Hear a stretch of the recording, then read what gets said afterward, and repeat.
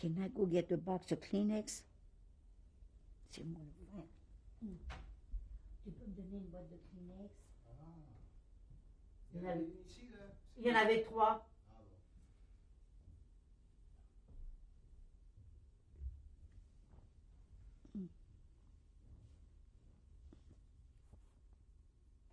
This is Tape 3 with Nicole, Holland. We were talking about when you went back to your parents' house to find your sister. But my sister came back with me to the doctor's house. And then the next morning, well, sure, we heard all the commotion, you know. What did you hear? Well, buses going, you know. The name of the street where the doctor was Rue Malher. And it's in the Pletzel, you know, in the Jewish part of Paris, and Paris 4.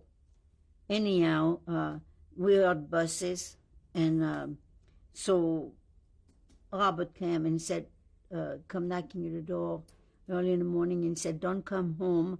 The German took Elaine, lots of people from the house, apartment house.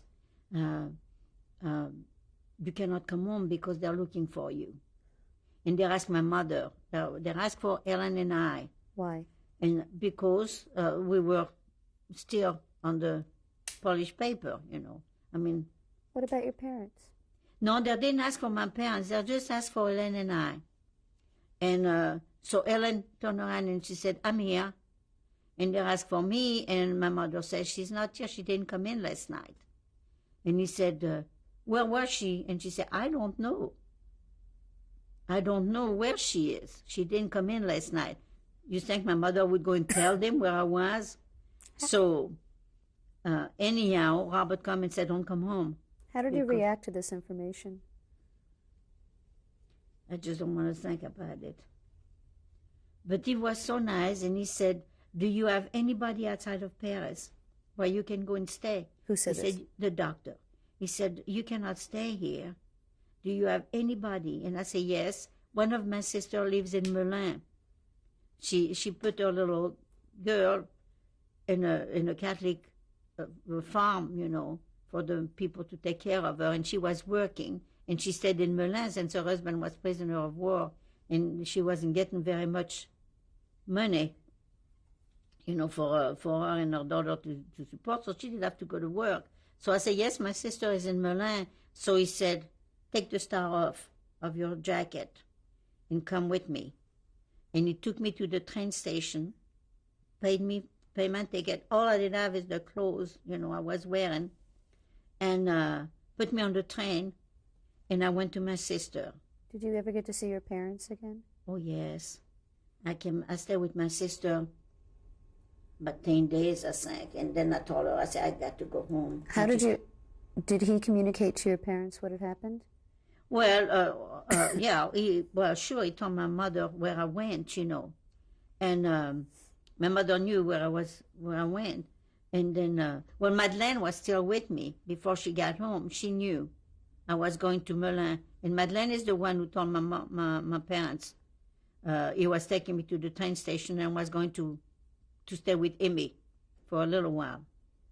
And so I went to Amy and I stayed with her for 10 days.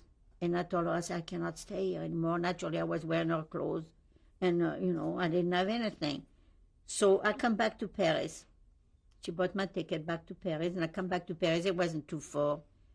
And I stayed home. But at night, I wouldn't sleep. But, in between time, my oldest sister. Which one? My sister Ida and her family, her husband and her 2 boys, she was spared. How can she was spared on the 16th? I don't know. But she come to live with my mother. You know, she come to my mother. She was saying she's going to be safe with my mother and father, which she was till the September the 27th when all the rest of the family was taken. But when I come home, I was sleeping on the seventh floor of the apartment house with an old lady who was a friend, you know, we used to call her grandma. But was she Jewish? She was Jewish, What was her And name? let's see, what was her name? Schuster. Schuster was Madame Schuster, but we used to call her, her son was prisoner of war, so she wasn't taking the first roundup. And she'd have a daughter and a son-in-law, and they didn't live at home either. She was by herself. So I would go and spend the night with her, and in the morning I would go down in the house. But anytime the doorbell rang, or something, my heart was just going this way. And then in between time, on the 16th of July, my sister Adele and her boy, I'm going from one. My brother-in-law was already been taken. My brother-in-law Bernard and his two sons were taken in 41, I think. And who was he married to? He was married to Adele. They did have a bakery. And he and his two sons was taken to Drancy. And from Drancy, he was sent to Pithiviers. And Marcel lost a lot of weight, and for some reason or another, I don't know, they released those two boys. What were their names? Marcel and Jean. And they released them for some reason or another, I don't know. And Jean was married, and he went with his wife, and they left Paris. And Marcel stayed with his mother and his little brother. His little brother's name was Georges. And he stayed with them till the 16th of July in the roundup. And he was working at the bakery, and he just, it was 6 o'clock in the morning, so his mother relieved him to up in the bakery, and he wanted to go and sleep. And he heard the German come in, and the German or the French police, I think it was the French police, and arrested my sister and my little nephew, the younger one. And Marcel heard it. And he went in his room, and he went out the window, and there was a little space, and he was walking, and he walked to the steps, and he came to my mother and father. After they closed the store and everything, he wasn't going to stay there. So he took some of his clothes and come to my mother and father. That was his grandparents. And Tell me what happened with you. Tell me what happened with you at that time, where you were. I was at home. And when was this? In July, end of July, 42. So this is after you'd come back from Amy's. After I come back from staying with my sister Amy. Okay, now tell me what happened from that time on. My nephew came and stayed with us, and this boy I told you across the street, his name was Maurice Bachelard, and we, when we got older, we talked to him, and he was working for the French government. And he said, I talked to him and I said, could you give me some false paper for my nephew? No, I asked him if he think he could get me some false paper. And I was going to leave, and he said, no, but I can get you some false paper for your nephew, because I can take the name of somebody and give it to him. And he did.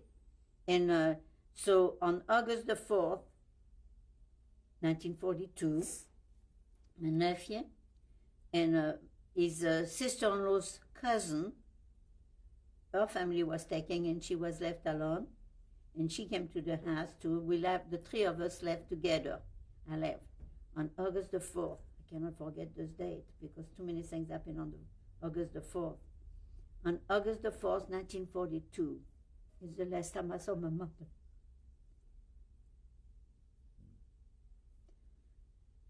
My mother came and walked us on the bridge. She came with us and she kissed us. She kissed my nephew and I, and she told me, she said, take care of yourself. Well,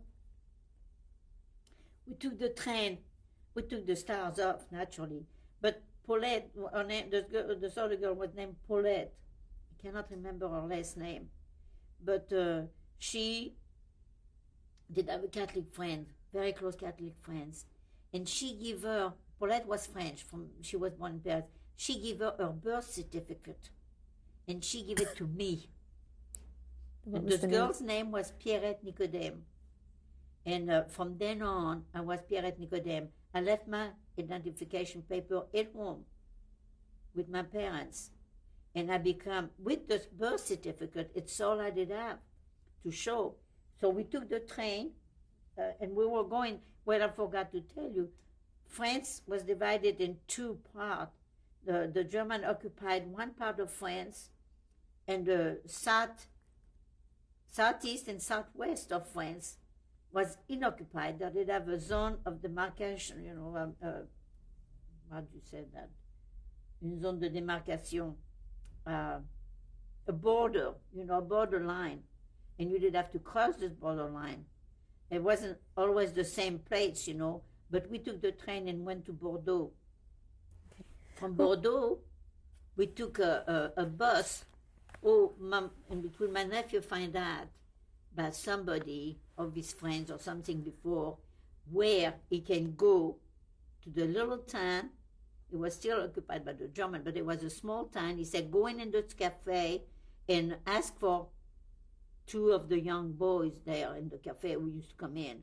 Ask about their name. And then you talk to them, and they will pass you to the unoccupied zone. Okay. How old was your nephew? The same age. He's a few months older than I am. I think a month or two older than I am. And what was his name again? Marcel Cushman. Who had you left back at home? When you left your home, who was still there? Robert and Madeleine, and my sister Ida and her family. And also there was a little boy, my mother, one of the tenants, they were taking in July the 16th, and this little boy was in the country. And when he came back to Paris, so my mother took him in. What was his name? Bernard Zilberbert. And he did have a brother who was in Marseille, and he told him, he said, why don't you go, why won't you go with Madeleine? Oh, well, that is after. Well, we left. Marcel, Paulette, and I left. And we come to this little town in Bordeaux. When we took a bus to go to this place, this little village, the German came in on the bus and asking for the paper. We were sitting in the back of the bus, and I looked at Marcel and I said, what am I going to do? All I got is the birth certificate. They won't believe me. Why did you think they wouldn't believe you? Hey, usually everybody else did have their identification paper.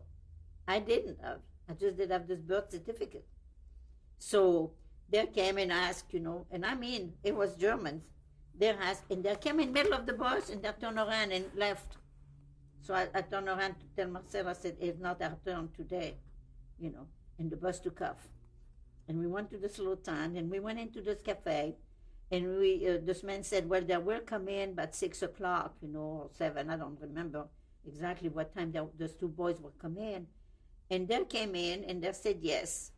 But it must have been earlier than that, because about 8 o'clock, I said, we left this little town. They came and gathered us. And we walked, and we walked, and we walked. I tell you, and they took us to a farm. What did you have with you? I did have a little satchel, and I did have just some underwear and a change of clothes. It's all I did have. Because my mother said, well, wherever you're going to be, right, and I send you your, you couldn't. If you did have a big suitcase or something, but it was like a school satchel, and we put a few little things in it. We didn't carry very much. Did you take anything of personal value with you? Nothing. Nothing. How much money did you have with you? Well, my nephew is the one who did have all the money. He kept it. And we paid 1,000 francs a piece to go across to go across the border. And so my nephew said, look, I'm giving you 500 francs now for each of us. And when we cross, you can get the rest of the money. And we did. We got up, we went to a farm and we slept in a barn the same night. And then the next morning, very early, the farmer come and woke us up. And he brought us some coffee. And he said, it's time for you to go now. So the 5 of us got up and we left. And who was the other 2? The 2 boys, the 2 Catholic boys, and I cannot tell you their name or anything. We didn't care. We didn't ask them. I think maybe Marcel asked them, I don't know. But we walked for a little while, and then my nephew was on one side of me, holding my hand, and one of the French boys was on the other side holding my hand, and here I was holding a satchel and a purse, and we started running. And we ran, and we ran, and we were out of breath. When after a little while, the boys stopped, and then they said, you're in the free zone now. You can rest a minute. So he said, now we got to cross back. So we paid him, and they left, going back across the line. And then we walked for a little while. We were coming in a little bitty town, and I don't know the name of the stand. And I told my nephew, I said, I got to go to the police station right now. And he said, okay. And I let him have the satchel, and I let him have my purse. And I told the gendarme, I told him, I said, we just arrived from this little town, where we told him the name of the town. And I said, we passed the border, and I lost my purse. And all I got left is my birth certificate, because I got it penned in my bra, I told him. So they give me a little paper, and he said, where are you going? And we said, we go to Pau, which is in the Pyrenees. So he gave me a piece of paper with my name Pierrette Nicodème. I did have to learn her birth, where she was born. She was born in Brittany, and in Bretagne. What was the birth date? Do you remember the birth date? Close to mine, but I cannot remember exactly. And I did have to learn her grandparents' names and her parents' names, and everything, but in a very short time. Was there a story that you had attached to this identity that you continually told people? No, I never seen them, but it's such a long story. But we got to Pau. We took a bus and went to Pau. And in Pau, I did have a cousin. I went to, she went before we did, to Pau, and her husband was working down there. And Pau really was then a resort town. What was your cousin's name? My cousin, Anna. What was her surname? Oh, gosh. I don't know. I really don't know. In fact, her daughter and son are here in America, here in California. I haven't seen them. But I didn't stay very long with her. Marcel left because his brother and my brother Henry was in the same town, and I don't remember where it was. Marcel said, I'm leaving and I'm going to go where Jean and Uncle Henry are. And do you want to come? And I said, no. And I said, I'm staying here. I did have some friends. Where was Paulette? Paulette left too, but I don't know where she went. That was the last I've seen Paulette. Now, I saw her one time in Paris after the war. But I don't know where she went to stay with some of her cousins. I don't know. And she didn't stay with my niece, who was married to my nephew. She didn't stay with them. I don't know where she went. And after the war, we never did think about asking her. Okay, so tell me, going back to Pau. To Pau, I did have a young girl I used to go ice skating with, from school. Her name was Akele Bierman. And I knew her. I didn't know exactly where she was, but I met her on the street, and I said, "Oh gosh, I'm so glad to see you." And she said, "What you doing?" I said, "Well, I'm staying in a hotel, and but I'm gonna have to find a job." Where were you staying? In Po, in a hotel. I don't know the name of the hotel. What about your cousin? My cousin, well, I didn't see her after that. I didn't want because there was still on the Jewish things, and I've become a Catholic, I mean, I was on a different name. What am I going to go and get them in trouble or me in trouble, I said, no, I left, and she did have 2 little children. She wanted me to stay, but I said no. Where did you get the money to stay in the hotel? Well, Marcel gave me some money, after he left. He gave me enough money to survive a little bit till I find a job.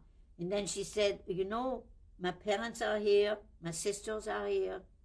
She'd have her sister was the lady who gave me this job with this doctor.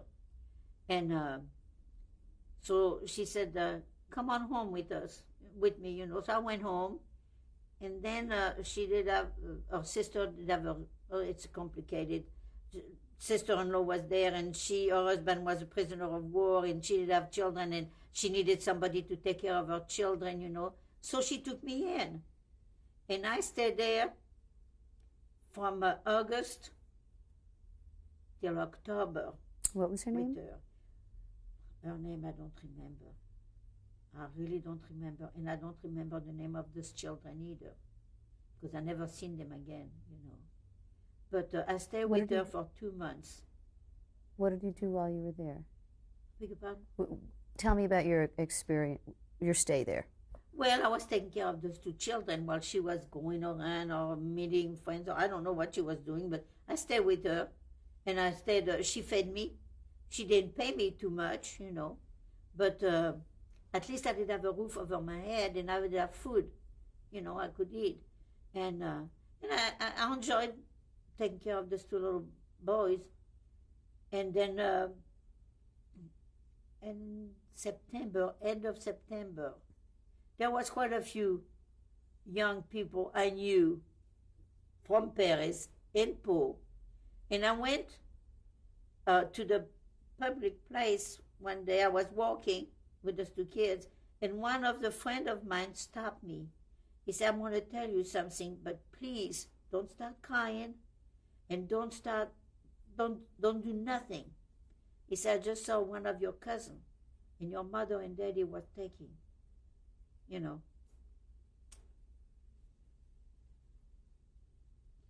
So I said, "Which one of my cousins do you see?" He said, "I saw Madeleine, your cousin Madeleine." So I said, "Okay." I said, "Where is she?" He said, "I don't know. I just saw her in the street, and she just told me Rue de Deux Ponts was liquidated." She said everybody was taking from the apartment house, And a few days later, my sister Madeleine is the only one who didn't go with my parents. My parents did have this little boy. I told you, she did have the key of their apartment and the key of their toilet, because their toilet was outside on the what you call it, outside of the apartment. It wasn't in the apartment like house, our toilet was inside, but hers was outside. But they did have a special key. Nobody could go in. It was there. So Madeleine, my mother said to Madeleine, "Take Bernard, go up there and hide yourself in this restroom. They may not come there and get you." And she told Robert, "You go with Madeleine." And he said, "No, I don't want to go with her, And Madeleine spent all night long. Well, the police was knocking on every door, And one of the policemen, it's what Robert said, one of the policemen said, "Well, we didn't go in here." And he said, "Well, it's just a restroom. There's nobody there, because she locked the door, you couldn't open the door." So it was just a restroom, just a commode, in there. So the next morning, when everything was quiet down, Madeleine got up and went to my brother Jacques. And, where was Bernard? Huh? Where was Bernard? Bernard went with my parents, because he told Bernard to go up to, In fact, my sister Ida did have 2 children, 2 little boys, and she told him, she said, you go up and you go to Uncle Jacques, and he will take care of you till we come back, and they didn't want to go. They said, we stay with you, Mama. So my mother, my father, my sister Ida, her husband, my 2 little nephews, and Robert, and the little Bernard. And then my uncle came down to say goodbye to my father because he lived in the same apartment. And the policeman said, you don't tell him goodbye, you're going with him. And they arrested him too. And my aunt was still in the apartment.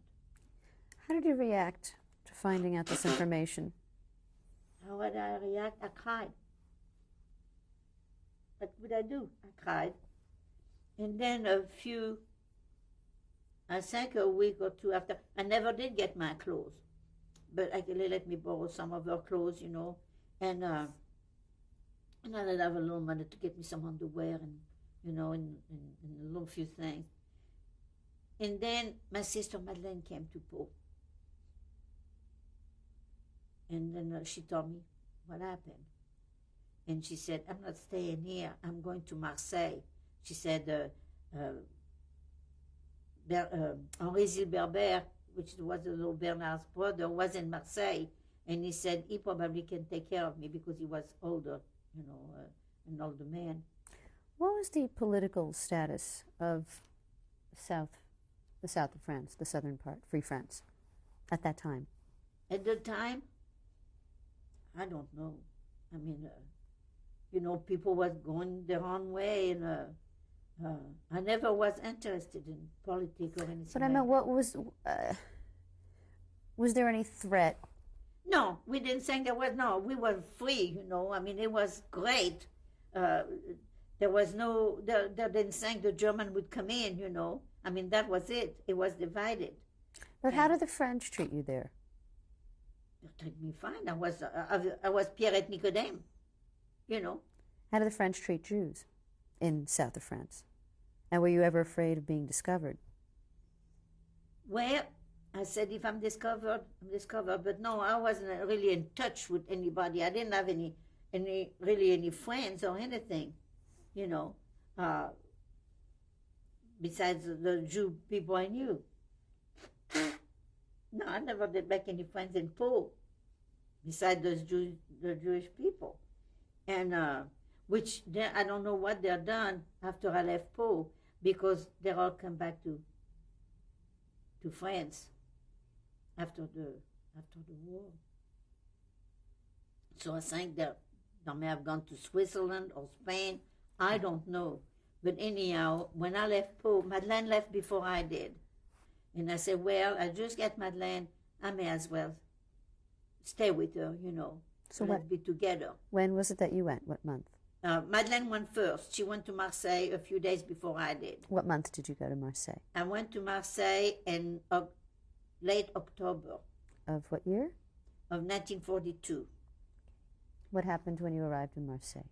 When I arrived in Marseille, at the beginning I didn't find Madeleine. I didn't know where she was.